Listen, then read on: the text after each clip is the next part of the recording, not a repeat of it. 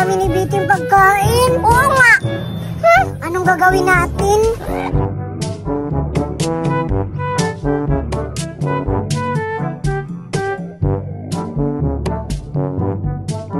Hala! Nandito na naman si Buraday!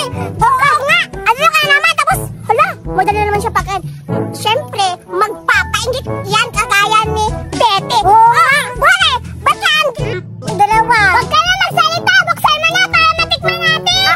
Pakainin ko na ito na! Buraday! Aray! Grabe naman kayo! Kayo pa yung binigyan! Kayo pa yung mananakit sa akin! Di ba masarap? Tikman ko nga! Nagbibigay ka pa pero ang pangit-pangit naman ang lasa! Ang pangit na ng lasa! Nakakadiri naman to si Mama! Nagbibigay ka sa'yo! Hindi ba masarap? Ayan, Giselle! Nakita ko kayo